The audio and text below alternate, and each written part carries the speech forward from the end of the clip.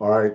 Happy Saturday morning to everybody. Back to MMA Mobsters. We're doing it live on Saturday morning. Fights, of course, are tonight. We were not able to get the show done because of technical difficulties last night. And of course, MMA Mobsters is brought to you by cellsaviors.org, dimene.com, and grapplersclash.com. And I'm joined as always by the amazing, the Choven one, Joshua Choven. We got him in a car today. It's a unique story. Josh, you had the injury, falling off the roof, breaking both your ankles, ending up in the hospital, then getting scheduled for surgery. The surgery went well, apparently. You're still alive. That's thank God. And then they didn't have anywhere for you to recover except a nursing home. And Yeah, so, Pat Militech. First of all, it's good to see you, brother. It's always good to see you. And I'll try not to get emotional, but in the midst of, I'm always been an optimistic glass half full person, but I will say that this weekly show with you and Lee is one of the highlights of my week and gives me a reason to keep on going. So thank you. And thank you to all you fans who have reached out to me. A lot of you have, and it's really touched me. You don't appreciate things until your legs are taken away from you and you're dependent on the kindness of others. So I will say, man, people don't realize how dangerous it is to be a professional sports bettor. You have to worry about Vinny down the road beating you up because you owe him money, and you got to worry about falling off roofs and shattering both of your feet. So people think I live a cushy professional better sports life. I am constantly in danger, and I joke a little bit, but rough injury. I'm doing okay. I've been transported to a caribou, so I'm not hospital Chauvin. I'm caribou Chauvin. But you know what, Pat Militech? We're going to talk some news. We're going to have some laughs. And like last week where we freaking smashed, we're going to win some bets. How about that, buddy? all right. So last week we did do well. And Oh, yeah, so, we did. hey, great. I mean, Lee made some money. You made some money. I am in a state where I cannot, of course, gamble. So I made zero money. And, well, I generally don't bet anyway. So I don't know why I'm complaining. But today you're also at the Caribou Coffee parking lot in a vehicle because you have good signal for your phone. And you also had to escape the hospital or the nursing home because you had Nurse Ratchet this morning, apparently. Yeah, I won't get any legal issues here. But yeah, had to for the first time. No, I can say this: I had to for the first time. I've been very appreciative of all the support. For the first time, had someone try to bulldoze me a little bit. Had an old lady try to bully me a little bit, and so I politely stood up for myself. And the hospital had my back. I have not been thrown out in the cold. They said. We'll have a word with her, and we still love each other. And go do your big hit podcast. And I said, okay, I will. So here we are. All right, beautiful. Okay, so last week we won't get into it, just we're limited on time, but we can talk about a little bit of news. Strickland was like, well, he caused a lot of chaos in Washington, D.C., all that good stuff. But Hokett's comments after his win, I mean, he performed great, great athlete, and then his comments about Michelle Obama have gotten half the country in an uproar, and half the country thinks it's comical. What's your thoughts on all of that? Yeah, I think that it's difficult. I would say a couple things. I would say that I was pleasantly surprised at how well the White House card went. I thought that it was a bit of a spectacle, but they actually pulled it off with much more grace than I thought. And we got some absolutely amazing fights. The O'Malley knockout, the Gon Pereira knockout was a bit underwhelming. There was a lot of illegal shots, but then Gaethje Ilya, we're talking. I mean, it has to be a top five fight of all time, and so they achieved that. I'd say that Hokett's allowed to say whatever he wants. You and I are both free speech. The UFC is one of the few organizations left that is at least somewhat free speech. So hats off to them.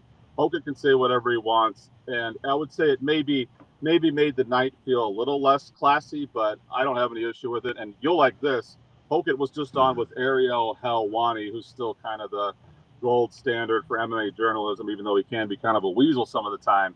And Ariel asked him a very good question. He says, Josh, you said some, pretty disturbing things, some polarizing things about the former first lady, and you're still here. In fact, you're probably fighting for a title shot next. is there anything that you can't say and not get away with? And he looks at Ariel. He's like, there's probably one people group that I can't make fun of. And Ariel says, what's that? He goes, there's one thing I'm not going to joke about. And Ariel goes, what's that, Josh? He goes, you know exactly what that is, Ariel. So I'll just leave it at that. So Hulk is smart, man. He knows there's one people group maybe we don't joke about. And to that, I say, you're a wise man, sir. All right, and then moving on to Dustin Poirier. Poor guy gets arrested, and obviously he was calling out for help beforehand. You know, weeks and weeks, months and months before the incident in the airport took place, saying that you know, kind of calling out for help a little bit. You could tell, and that incident in the airport, you know, he was obviously struggling with some emotional stuff, and you know, it was. I felt bad for him. I felt bad for him. You know, I've dealt with alcoholism before, have gotten through that phase of my life, and certainly there's a lot of people that don't make it out. I mean, I've had, you know, I know a lot of people that have not made it out. We'll just put it that way. So, you know, what are your thoughts on that whole situation?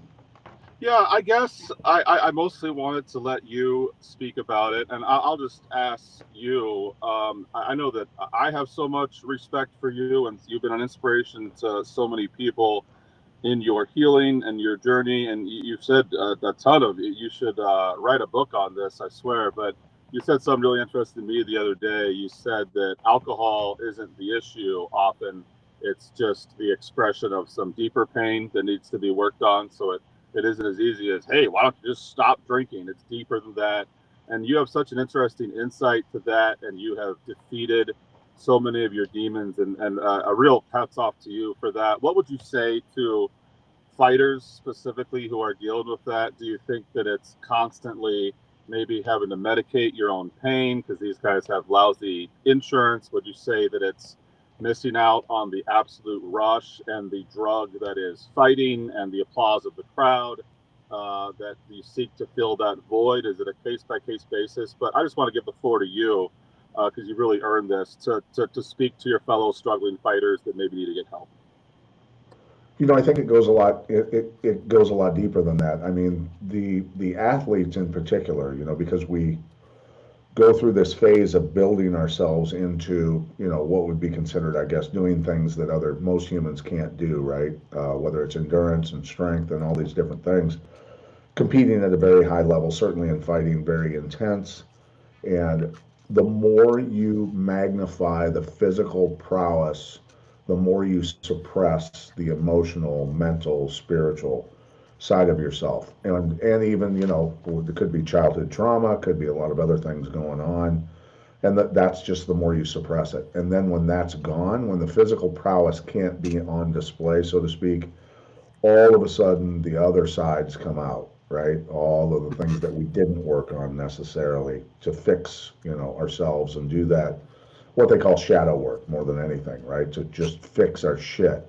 And so, you know, then the alcoholism can take over, things like that. And I've seen it with a lot of people. I certainly went through it, and like again, luckily made it out of it. So, you know, if Dustin Poirier ever wants to, you know, talk, I'd be happy to you know help him at any time, because that's kind of something that I do a lot with folks who have alcoholism and reach out to me, and a lot of veterans, you know, folks that have been through war, stuff like that. So it's yeah, no, it's fixable. It's certainly fixable.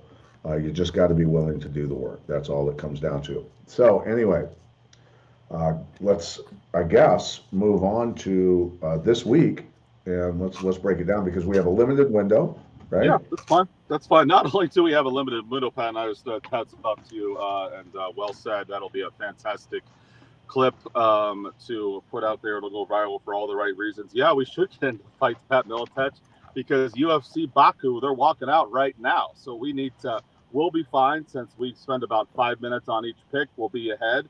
But I want to just get this first one out of the way because I love this first pick, and they're going to start fighting in about 1 minute. So let's go ahead and give our pick quickly for the first fight. Abdulev and Nascimento, correct?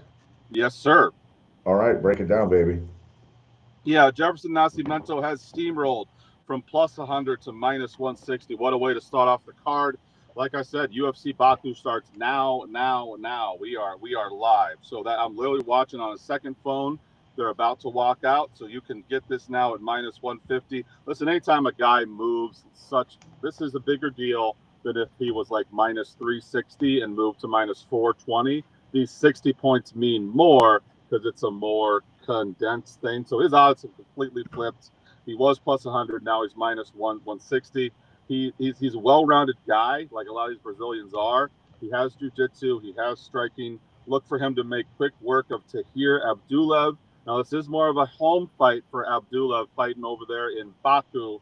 But I think as long as Jefferson doesn't let the nerves get to him, look for Nascimento to roll here. And his fight starts in about 40 seconds. So lock that in now. Ding, ding, ding.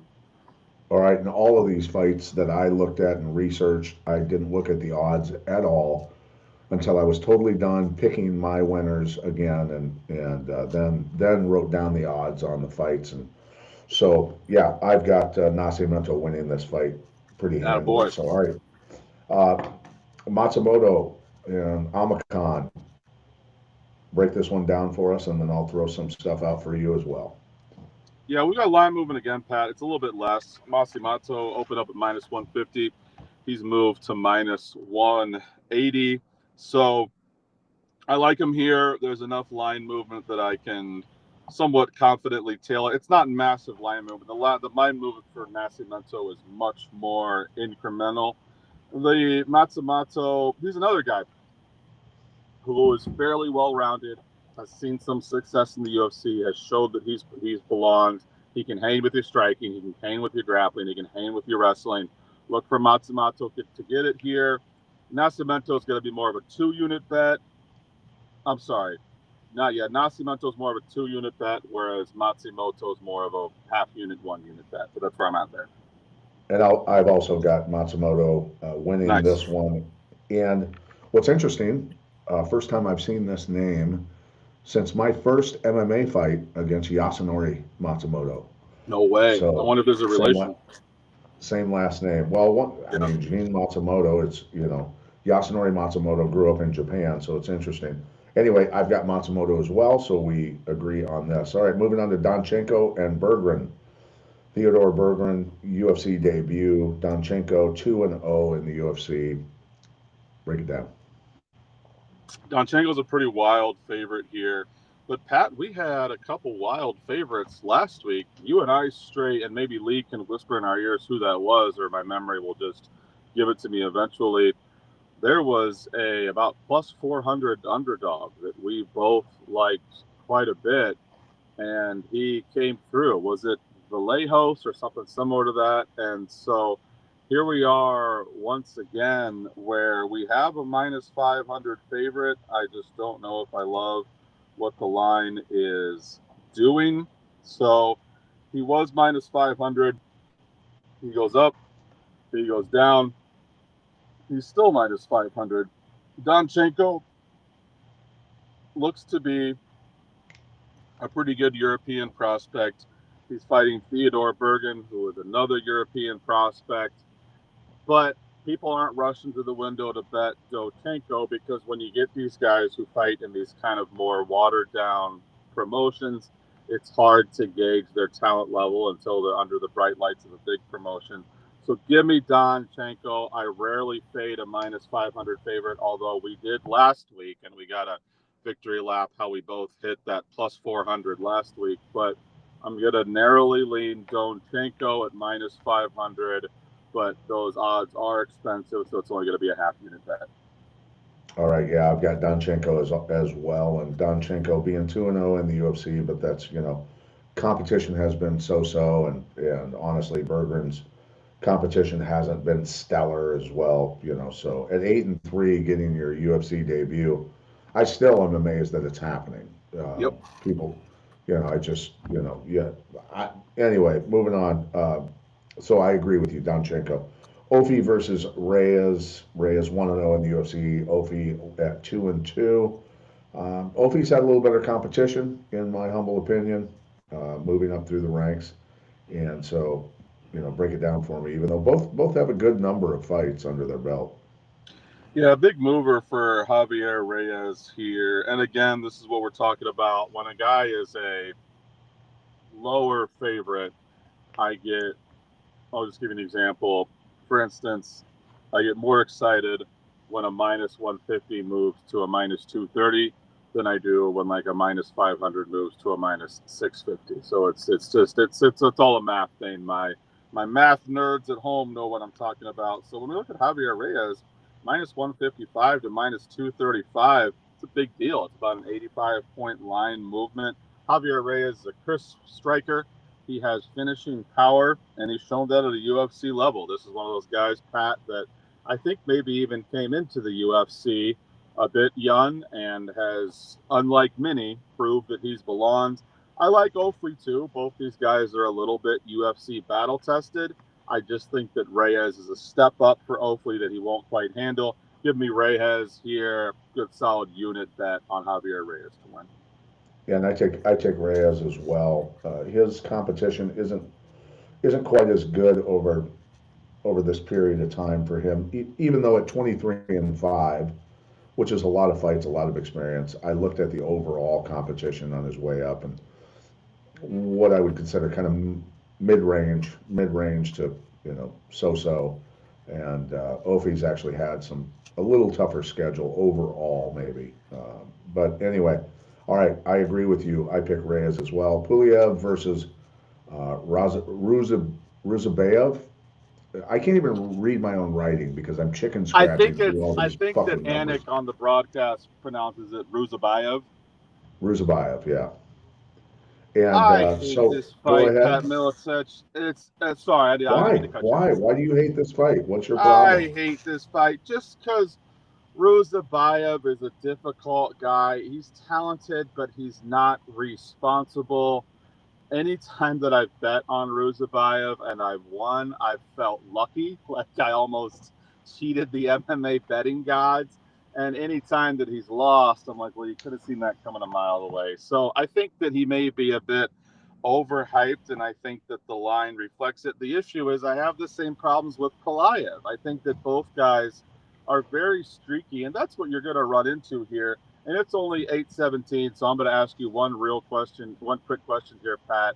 How do you deal with streaky guys who are maybe streaky in the gym?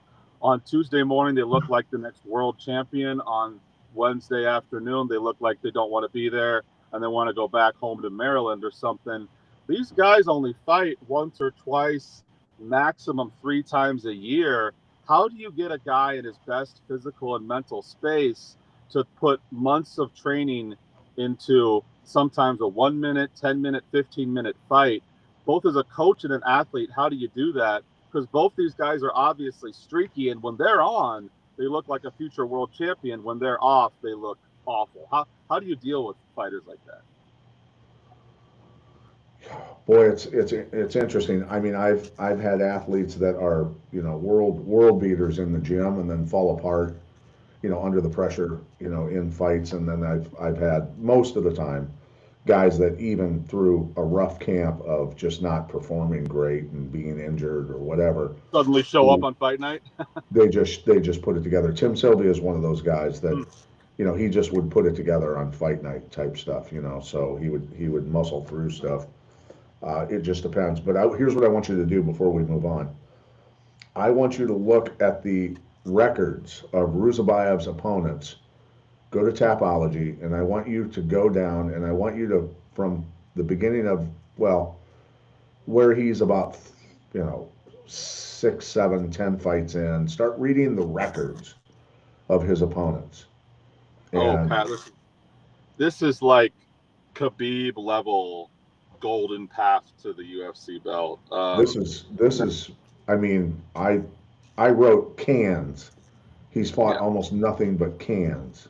yeah, Yeah, start reading those records out loud for everybody. yeah. Let me pull that up real quick. And even the guys that he's fought, oh man. So 36-9-2 looks pretty impressive on paper until you dig into. Let's see.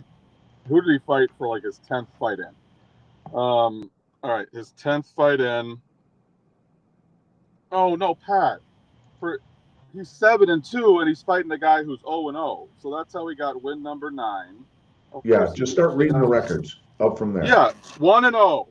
For his 14th fight ever, he fought a guy who's 0-2. This is criminal, Pat. For his 16th fight, he fought a guy who was 0-1. Yes, keep going, keep going. That's enough. I can't handle anymore. I'm on medication. I can't do this. This is the sort of thing. This is the sort of thing that makes me lean towards the other fighter. But Pulaev's competition is so-so as well. It's not near, it's not as bad, but it's not great. You know what I mean? So it's hard. It's hard. I'm going to make a command decision, and great call on the records there, Pat. This does seem to happen to the Eastern European guys a lot. So they obviously saw something in Fiziev, and he was the promised one who got to fight all the cans all the way to the UFC. You know what? I've seen enough between the wonderful analysis from my co-host Pat and the fact that Fiziev has dropped from -250 to -175 on Bet Rivers. We have our first MMA Mobsters underdog pick of the morning because these are morning fights. This fight's a good 2 hours away, so we're still good. You still have plenty of time to make. Pulaev has a shot. You're saying Pulaev has a shot. I'm going to pick Pulaev straight up, half unit bet, plus 175. That's my first underdog pick of the day. All right, so half unit bet by Josh on that one. And yeah, when I read the records, I thought, dear God, it just doesn't get like they were dumping them out of wheelchairs into the cage. I mean, I was okay until I saw he was 13-3 going. So he's 13-3 and he's fighting a guy who's 0-1 and beat him in like 30 seconds. That's when I almost spit out my Caribou coffee and fell out of my seat. And Pat, if I fall out of my seat, you look around, it may take me a while to get up. So, yeah, give me the underdog. By the time you get done rehabbing and I get a hold of you and start doing some strength and some work with you, and we dump a bunch of cell saver supplements into you, you're going to be brand new.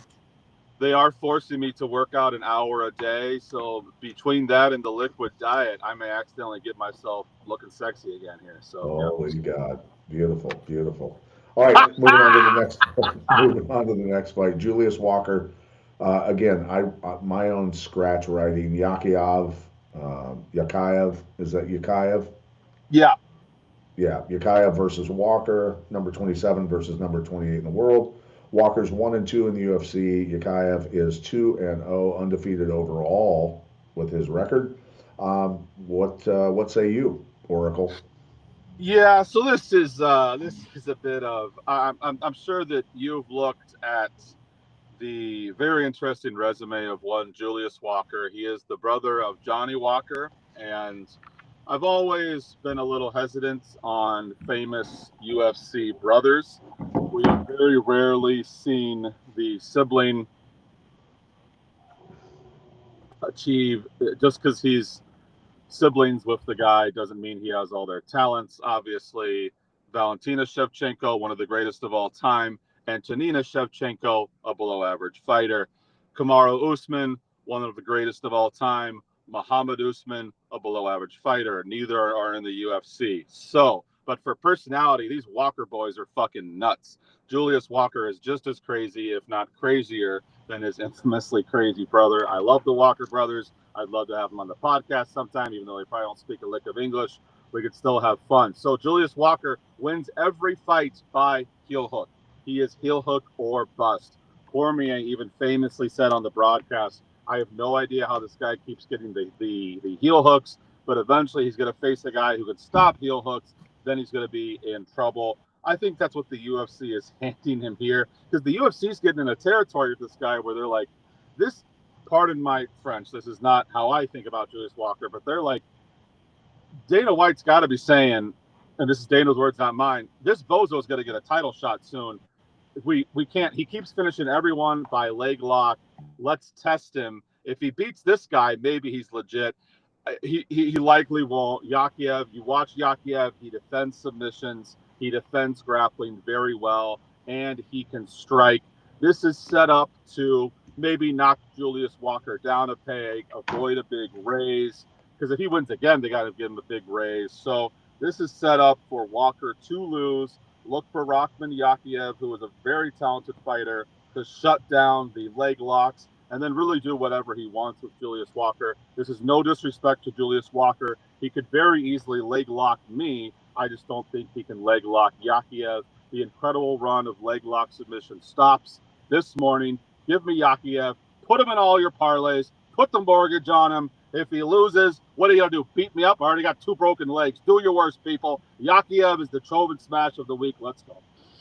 All right. And I think you should get a T-shirt. I think, considering you have casts on both ankles, get a T-shirt that says, "I just fought Julius Walker." Yeah, he heard me talking shit and he leg locked both legs. Yeah, that's good. There you go. All right. I've got Yakiev as well. So everybody out there that's listening to this, slap your bets down on Yakiev. All right. Hasanov versus Nolan. Nolan 0-1 in the UFC. Hasanov is 3-0 in LFA, making his UFC debut. 5-0 overall, getting into the UFC with only 5 fights. Competition has been not that good to get there. I mean, shit. I'm going to change my name and get into the UFC. Fight like 5 cans, get into the UFC. You know, I'll dye my hair black again, brown, and go. I mean, what's going on? Anyway, I bust the UFC's balls on a lot of things, but look, I I I have to. I guess I took the road that was 20 some Yep. fights before I even got in there, so it is the way it is. But anyway, Nolan or Hasanov, what's your pick, bud? Yeah, you and I, obviously, Hasanov having a few LFA fights is good. That's one of the few feeder promotions that you and I still have respect for, as far as them putting at least some decent competition in front of them. I think that should almost be the preferred route to the UFC. Is you have a few at your more local backwater promotion, and then either KSW or LFA, PFL, even though they barely even do events anymore. So at least he's got the LFA backing behind him. And the line movement kind of reflects that, Pat Militech. Hasanov opened up at minus 155. He's minus 175. I said it once before in the show. I'll say it again. Going from minus 150 to minus 170 is a bigger deal than going from minus 400 to minus 420. Shout out 420. So I like it. He's going to be a half unit bet. I don't know a ton about him, but I've watched a little bit of tape. I think that he can do everything Nolan does, except a little bit better. I'm like you. I love the LFA experience. I think that's a great stepping stone to the UFC. Much healthier. Give me Hasanov, half unit bet. I like the move from 155 to 175. All right, I'm with you on Hasanov as well. God, we're just getting along, man. This is great. All right, moving to We got to Davis disagree Mogan. eventually. We may. All right, Mogomedov against Oleg Chuck. Olin Jacek. I mean, dude, the last name, Oleg Chuck. It's I have fun with it. Yes, I do. But Magomedov at 4-3 in the UFC, and 10-7 for Oleg Chuck. Solid competition coming up. Tell me about it. So I apologize that my co-host had a stroke trying to say that name. I believe it's Olin Jacek, but Pat will never stop mispronouncing names. That's going to be one of the bits for MMA Mobsters. I have to have fun with it. So here's the thing. Man, hold on one second. Line movement here for. I'm sorry. What was that, brother? Well, here's the thing. I don't have the benefit of, when I was calling fights for the LFA or other organizations, we would have, after their weigh-ins, we would have the fighter meetings. We would meet with each one. We would ask them how their camp went, what was going on, what their game and how do I pronounce your name? All these, and how do I pronounce your last name? And then write it down so that we didn't get it wrong while we were doing the broadcast. I don't have that benefit, so I will deliberately say, I will butcher the name on purpose, just because I don't care. Because I don't know. It's not that I don't care. It's just that maybe we should have a production meeting before we do these things, and we should all agree on how to say the guy's last name. We Just certainly maybe. could, but I am gonna throw out there, as long as you're mentioning that, promotions who are looking for commentators. You've got one in the best of the world, and he's a free agent here. In fact, you have two pretty damn good ones. Both me and Pat. Obviously, Pat has done 100 times more broadcasting than I have, but Pat and I have worked together. You can look up the Caged Aggressions, 3 different events in 2023 that we called. We'll even bring our buddy, the legend Jason Burmis, with us, and the three of us can call some MMA fights. So if you need someone, you've got some free agents here, and you will have certainly one of the best in the world with Pat Militech. The guys work for ESPN, Showtime, everyone. So I will throw that Well, out and there, and the interesting he'll part even is you can pronounce the names actually correctly. How about that? What was that? you can actually bring the betting knowledge and experience to the broadcast, which is great. Oh yeah, absolutely. So speaking of betting knowledge, this is one of my favorite line clips of the week. We have a full-on pop up a pow. We have a full-on underdog flipping the favorite here, homie. Check this out. Olin Jachuk -1 +120 on Caesars. They start him out at. They're like, it's a close fight, but we're gonna make you a small underdog. The bettor said, no, no, no, no, no. You deserve to be the favorite. We're all Michael Olin Jachuk fans this week. I don't know. Maybe he heard how Pat Militech was pronouncing his name, and he got a chip on his shoulder. I don't know, but this guy's going to come out and smash here. Started out at +120. He's -120 now. That is a full underdog flip to favorite. That's going to be a 2-unit bet.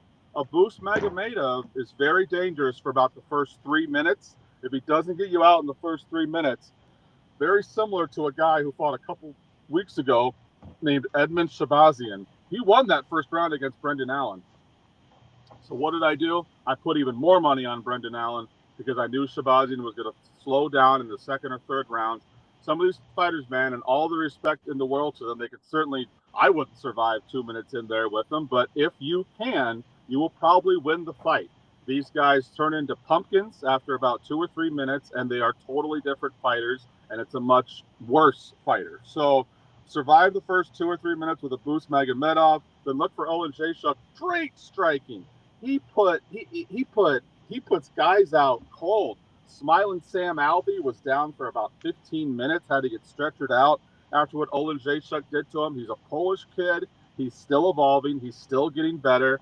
Fell into kind of a bad Kevin Holland armbar. So, listen, don't bet everything you have on him, but it's a bet that I like a lot. Olin Jachuk, and especially if this fight gets into a second round, if you bet $100 on Olin Jachuk, bet $100 on him again live, because if it gets into the second round, he gets more likely to win the longer this fight goes. Olin Jachuk, what do you think of that? I do lean a little bit toward Olin Jachuk, but the thing that is a glaring weakness for me, he's 1-6 when it comes to finishes on the ground. So ground skills have not been stellar. We'll just say that. So if Magomedov is going to beat him, it's probably going to be on the ground. Although both these guys have a shitload of knockout victories. Magomedov at 14-2 in the KO TKO division, and Olajaychuk at 16-1. So, I mean, I'm leaning toward Olajaychuk, but that glaring weakness does make me a little nervous if the fight hits the ground in the first round. We'll see. We'll see how that breaks down. But I'm leaning with you a little bit towards Olajaychuk. If you don't have this, then we can maybe move on to the next fight, and Lee can eventually pull it up. Do you have Abus's ground record written down? Because I know that Yeah, yeah. Abus is more of Magomedov is a. 7-7. Magomedov is 7-3 on the ground. Oh damn! Well, now you got me doubting my pick a little bit, I Pat. Because I mean Olin it's kind of Jachuk. a toss up. It's a toss up Yeah, fight in my humble opinion. yeah. I didn't realize that. So, and it's interesting with these fighters, Pat, how coming to the UFC will often turn them into a different animal. Booth has been much more of a striker in the UFC, kind of known as a 3 minutes of hell, powerful knockout blows, and then he gets tired. Hasn't really Right. shown off that submission skills in the UFC. Good on you for digging that up. It's not like he's lost his jiu-jitsu skills. He's just taken the path of knockout. So if he gets Owen Jacek down, especially in the first round, I'm gonna be puckering up a little bit. I'm gonna be a little bit nervous because Owen Jacek can be exposed a little bit on the ground. I didn't realize Abus had that in his back pocket. Owen Jacek's still the pick. He flipped lines for a reason, but good point, Pat. There you go. Okay, moving on to Bruno Ferreira against Alaskarov. Ikram Alaskarov 4-1 in the UFC. Ferreira at 6-3 in the UFC. 15-3 overall for 70, and then 17-2 for Alaskarov. Who's the favorite? Who do you got, and why? Ikram Aliskarov. I pronounce it similar to Pat. I just put the emphasis on a different syllable. So Ikram Aliskarov opened up at minus 240. He liked that bet. He's minus 300 now. Another line movement for the win here. Listen, Bruno Ferreira, another guy who after the first round kind of turns into a pumpkin at midnight, and not in a good way. Kind of gets a little bit tired. He's a big boy. He can thump. He's got some. He's a really good Brazilian prospect. Power and submission skills.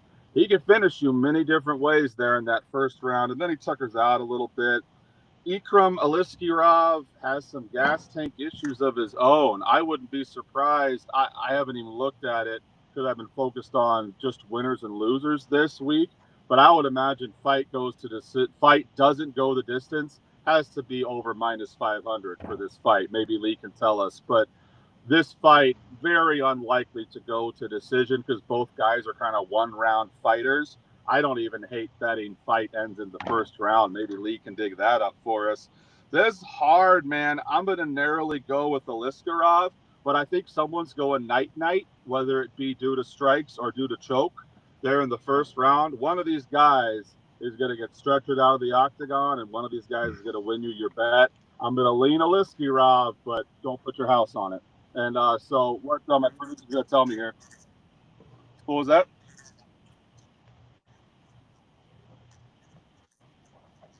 All All right. So right, Lee's so saying that, yeah, it looks like you can get pretty good odds. So if both fighters are plus money to win in the first round, that means that fight ends in the first round will be plus money also. So go look that up. That fight probably goes off in about 3.5 hours. So you got plenty of time. Shout out to our live watchers here early in the morning. I know that Jeremy's in there and Sharon and several others. So we appreciate that. So yeah, I like it. Aliskarov, I don't mind also betting Aliskarov wins in the first round. Or if you want to hedge a little bit, just bet somebody wins in the first round. That's my bet. What do you got, No Touch? I agree with you. I've got to list her off a little bit, and definitely, both have great records in terms of finishes on the ground. Certainly pretty good standing up as well. When I look at them on paper, the competition solid, for both of them. So it's on paper, you look at it and then you break it down a little bit. I lean a little bit towards Aliskarov as well when I look at the two of them a little closer. So I agree with you. So we're just going right up the chart here, agreeing with each other all the way up. Yeah. So all right, let's go on to Almabayev versus Charles Johnson. Uh, Johnson 8-6 in the UFC. Almabayev is 6-1 in the UFC. Done pretty well. 11-2 overall. Doesn't have the experience that Johnson does, but he's 4-1 in his last 5 fights. So that's got me leaning a little bit towards Almabayev. Talk to me a little bit here, buddy. Yeah, I'm gonna go ahead and take one ticket on the Almabayev train with you. Listen, and this is something that you'll probably like, Pat. I'm surprised that in 3.5 years of working together, we've never talked about this. So there is a kind of condescending term that MMA bettors will use, and we're not trying to be dicks, but we are trying to separate ourselves from groupthink and just I'm going to follow what everyone else is doing. And so maybe a little bit of arrogance is good some of the time because it saves us money. So MMA math, I'll give you an example of MMA math, Pat Militech. Asu Almabayev just fought, I believe, in his 2 fights ago, fought Manel Kopp. Manel Kopp kicked his butt up and down the octagon. Asu, it was always going to be chase those takedowns because Manel Kopp was very one-dimensional when he came into the UFC, was not great at stopping takedowns, and was not great at leading the dance. He was much more of a Floyd Mayweather counter striker. So if a guy Right. wouldn't engage with him, they would just stand there and stare at each other. And then he fixed that. He became more of the aggressor, and he never looked better than he did in that Amabayev fight. He did look pretty damn good last week against Horiguchi, but against Amabayev, didn't wait for Amabayev to come to him, marched him down, and Amabayev shoots a couple takedowns. Manel Kopp shucks him off like a pro, man. He has been working with Daniel Cormier and Cain Velasquez at that camp in San Jose. Oh boy, does it show. Good for him. So, I mean, just because Asu lost to Manel Kopp, I think Manel Kopp's going to fight for a championship here in a few months. There's no shame in that. Charles Johnson is the only guy to beat UFC champion Joshua Van, but that's kind of MMA math. I mean, every fight's different. It isn't, oh, fighter A beat fighter B, so fighter B will beat fighter C. That's not how it works, man. That's when I say MMA math can be dangerous. You got to look at every fight differently. It's going to be its own thing. So in this particular fight, I think Charles Johnson is going to get railroaded, unfortunately. He's a good kid. I think you know him personally, have called some of his fights there in LFA. Asu is going to be too much for him. He opened up at minus 230. He's minus 290 now. I think that Asu is on his way up. You can even buy low here. And Charles Johnson has just not looked like himself. Alex Perez demolished the guy in the first round. I think hit him about 100 times before they finally called the fight. I think Asu's got it here. But man, it's hard for me because if it weren't for the line movement, I'd be saying Charles Johnson all day. The line movement to me says, unfortunately, Charles Johnson's best days are behind him. I'm going to listen to my head, not my heart. I'm going to go with Almabayev here. If Charles Johnson pulls off the upset, I'm going to be pissed because I like him a lot. But I have to listen to the head here, listen to the line movement. Almabayev all day. All right. I agree with you. Almabayev as well. So he continues to roll in the UFC. All right, moving on to Sadikov versus Camilo. Excuse me. Camilo at 1-1 in the UFC. Sadikov at 4-1, 11-2 overall. Both guys 4-1 in their last 5 fights, and I would say the schedule for both leans toward Nazim a little bit here. He's had pretty good competition on his way up. What say you? Oh, look at that, Pat. Our first disagreement of the day. I think that we'll be fine. We may need to go to counseling, but I think that we'll recover. Our first minor disagreement, brother. I like the other guy just because the line movement is going his way. Sadikov can be a bit sparky. He can look really good. He can look not so good. I believe he's a former PFL or Bellator guy now in the UFC. UFC bettors aren't quite sure what to do with Sadikov. He opened up at minus 225. He's now minus 180. That's not screaming to me, pawn everything that I own and put it all on Mateus Camillo here at plus 180. But it is saying if you gave me $100 and said you have to bet it on one of these two fighters, I'm going to take Camillo at plus 180. I'm sorry, plus 150. I think it's more of a coin flip fight, and that's why we're seeing the Sadikov line regress a little bit. So there you go, folks. We agreed up until this point that Militech and I still love each other. Everything's fine, but we're going to slightly disagree on this fight. And next week, one of us will get to do a little victory lap. How's that? Or 2 weeks from now, All because there's no right. UFC next week.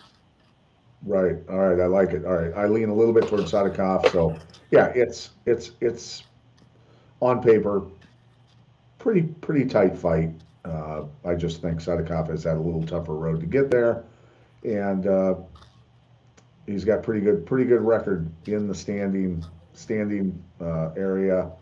And Camille is 2-3 on the ground, where Sadikov is 2-1. Both guys, like I said, 4-1 in their last 5, but schedule a little tougher for Sadikov to get there. So we'll see. All right, moving on to the co-main event: Michael Pereira versus Magomedov.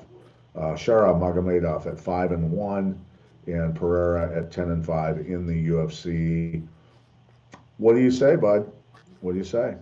I hate this. I hate this fight again, Pat. This is making me pull my hair out a little bit, and I got more hair now than ever to pull out. Listen, I think both guys are kind of urban legends. On one hand, you have the flying trapeze artist Michel Pereira, who is just a fascinating guy. He will do about 10 backflips on his way out to the octagon, and then seems surprised when he runs out of energy in the second rounds. But man, if you can talk about a guy who can be really good or really bad, prime Michel Pereira looks like one of the most dangerous guys in the division.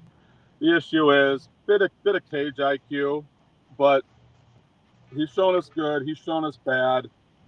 Maybe he's on a bit of the bad thing, but he did fight Fluffy Hernandez. Fluffy Hernandez, unless you're Sean Strickland, he chews everyone up like that. He wears everyone down. He grinds everyone down and makes them look like a little kid fighting his dad, basically. So there's no shame in getting destroyed by Fluffy Hernandez, and that makes what Sean Strickland did to him even more impressive. Obviously, that gave Strickland the shot to derail Khamzat, who had also looked invincible. So shout out the great American white hope, Sean Strickland. But when I look at this co-main event here, Pat, it's hard because I don't want to bet Shara Magomedov at minus 400. He's got the urban legend of his own, the one-eyed pirate from Dagestan. But Shara got beat by Michael Venom Page, who's a very similar kind of karate point fighter to Michel Pereira. So he obviously struggles with this kind of style. If Michel Pereira is still halfway there and hasn't fallen off, remember, he won his last fight by split decision. So the man ain't dead yet. Yes, he seems to be on the decline, but man, I hate this fight. I want to get your take first, and then I'll make a pick. Well, Pereira is, he's wild, right? He goes out with reckless Yeah, abandon. both guys are wild. Yeah, and Magomedov 12-0 in the KO, TKO area. Pereira at 11-3, but where Pereira could pull it off on the ground. I mean, he's pretty impressive on the ground. He's a very good sub game. Magomedov is 0-0 on the ground, probably due to his prowess in wrestling and stopping takedowns and being a heavy-handed fighter. It's more of a toss-up than the odds maybe say. What are the odds at now? When I wrote them down, Magomedov was a minus 335 favorite. Where are they at now? Well, you must good on you for getting your research in early, because that's exactly where he started, Pat. He's up to minus 400 on almost every sports book now. So he's made about a 70-point jump. So that in the end is going to make me lean the one-eyed Russian pirate, Sarah Magomedov, but I'm a little bit nervous. I'm going to go ahead and put a unit on it because the line movement says that I should, but I'm gonna hesitantly put a full unit bet on Shara Magomedov to beat Michel Pereira because he should. But I just want a little disclaimer: this fight makes me very uncomfortable putting my hard-earned money on it. But Magomedov's the pick. Yeah, and I picked Magomedov before I looked at the odds, so I concur with you on this one. I'll go with Magomedov as well. All right, moving on to the main event. And remember, for anybody out there that wants to win some Cell Saviors and Diamine Inc. clothing, pick the winner of the match, how it happens, and what round. And if you get it correct, you win some Diamine Inc. clothing and some Cell Saviors supplements, and you'll be down the road in style and feeling good. All right, Fiziev versus Torres. Torres 5-1 in the UFC. Fiziev is 7-5, 13-5 overall. So every loss he's had has been in the UFC, and half the victories he's had, more than half the victories he's had, have happened in the UFC. Came in at 6-0. Not a lot of experience, but somehow got into the UFC as well. A lot of these kids getting in early in their careers. All right, Torres, Fiziev, how do you break this down? Yeah, and I just want to say it is 8:48 now. Great job steering the ship here, Captain Pat. We have plenty of time to break down this fight, answer any live chat questions, and then say we won't be in your lives next week. But oh boy, will we be back in your live in 2 weeks, because it's Conor McGregor time, baby. We get our 4th mega card of the year. So great job on time. Shout out the best producer in the game, Lee. And just I won't put his business out on the street, but condolences and love to him today, and just have him in your thoughts and prayers, him and his family today. Thank you, Lee. You are the best. Main event time here, buddy. I got a crazy bet here, Pat. I'm just going to get right to it. I like fight goes the distance. It's like plus 400. It's a massive number. I don't understand why fight doesn't go as minus 600. That seems ridiculous to me. It could very well end in a finish, but Fiziev, he gets into wars, man. Look at like his last 3 or 4 fights. I don't even have to look because my autistic crazy brain just pulls it up. But I know he's fought Gaethje twice and they've gone to decision. I know he's fought Bahamundes and they've gone to decision. I mean, that Lee can pull it up, but that I believe is his last 3 fights. Is Gaethje and then Bahamundes. It's kind of a Gaethje sandwich with Bahamundes in there, and they both beat the crap out of each other, and they all went to decisions. So, and I mean, I look at Manny Torres. No, it's not like he's getting knocked out all the time. Both guys are going to thump each other, and I wouldn't be surprised if they're both there in the 5th round, both leaking blood out of their blood, nose, eyes, and God knows what else. And it's going to be an amazing fight, one of the best fights of the year. It goes to decision, and you could take your plus 400 and go buy your girlfriend a nice dinner. I like this bet, man. And as far as a winner, I'm going to go Torres because he did start out at plus 100. He's minus 110 now. You may say, oh, Chauvin, that's a tiny line movement. I get it, but these main events are picked over like a vulture picking over the carcass of a bull on the highway. Like these lines are. Everyone wants to bet the main event, so everyone and their mom is betting the main event.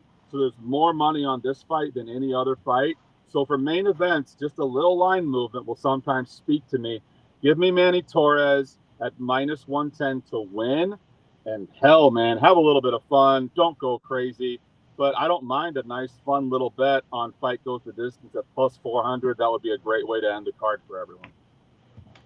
All right, I'm going with you, buddy. Torres by decision in this fight. And so remember, anybody out there that wants to win some cell saviors, some diamine clothing, pick the winner, the round, how it ends.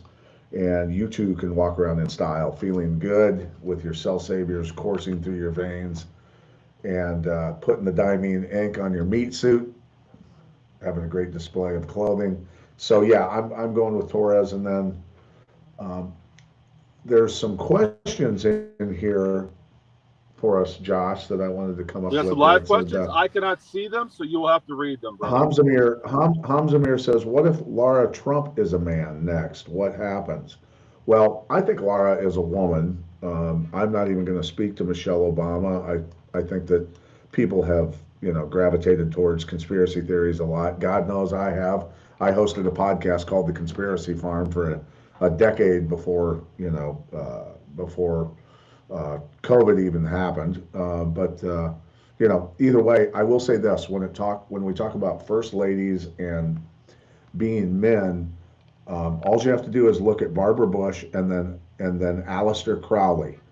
Look, if you want to go down the conspiracy, Barbara Bush is the daughter of Aleister Crowley and potentially the son, actually, of Aleister Crowley.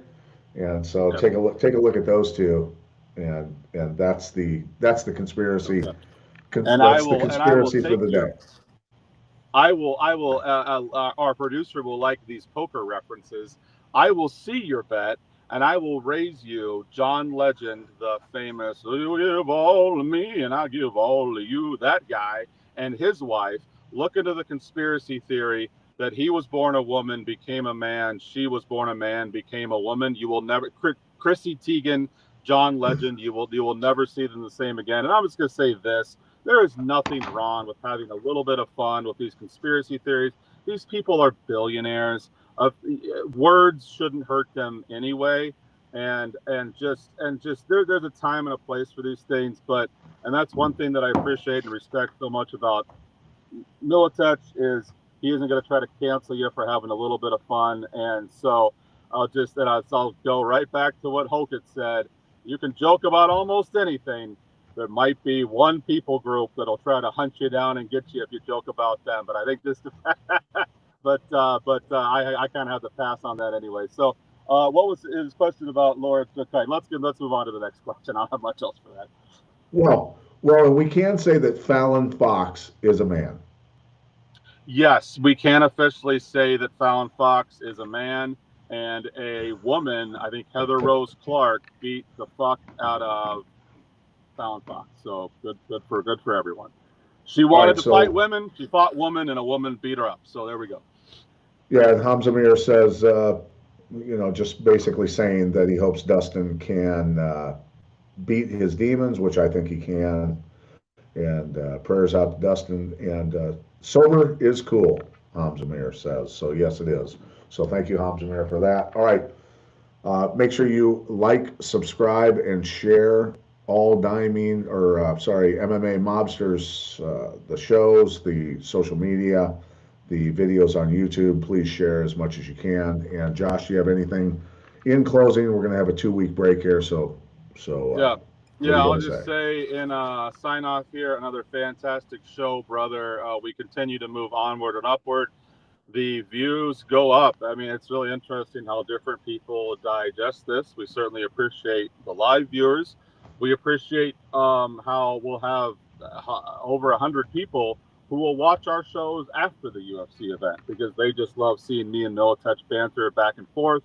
Maybe they aren't bettors, so we love that. We love people who digest our show through Instagram and TikTok. We will almost always I look at our TikTok views and Instagram. It's 5,000 people watch this, and 10,000 people watch this, and 30 people commented, and half of them are calling me an idiot, and half of them love us. That's great. We love it. This is wonderful. So when we are not in your lives next week, you do not have to call the Minnesota hospital system. Nurse Ratchet has not kidnapped me and has not locked me in a closet. There is no UFC next week. Enjoy your 4th of July in 2 weeks. Conor McGregor, Max Holloway. It's our 4th super card of 2026. This is why me and Militech started doing the show again. They are giving it to us on a platter. MMA is going from maybe the 8th biggest sport in the world to the biggest sport in the world because we have Strickland Kamzat, the Ronda Rousey card, the White House card, and now Conor McGregor. Love him or hate him, he's the biggest star we've ever seen in MMA. He's back in our lives. 2 weeks from now, we're going to have an amazing show. Maybe we'll do something special, but we almost don't have to because it's freaking Conor McGregor. What do you think, Pat? Hey, I'm excited. We've got plenty of time to analyze the fights that are coming up after the 4th of July. Enjoy your 4th of July. And if there is, by chance, an alien invasion on the 4th of July, just remember it is Operation Bluebeam. It was created by NASA, and just laugh and point. Hey, how's my form here, Pat? Elbows in? Elbows in? You're looking good. You're looking good, buddy. And I want everybody to place your bets on whether Josh has a new hairdo or not coming up in 2 weeks. I bet he does. So it's getting a little itchy. It's getting a little itchy. For my co-host Joshua Chobin, wishing him all the best recovery after his surgery. I'm Pat Militich. See you guys in a couple of weeks.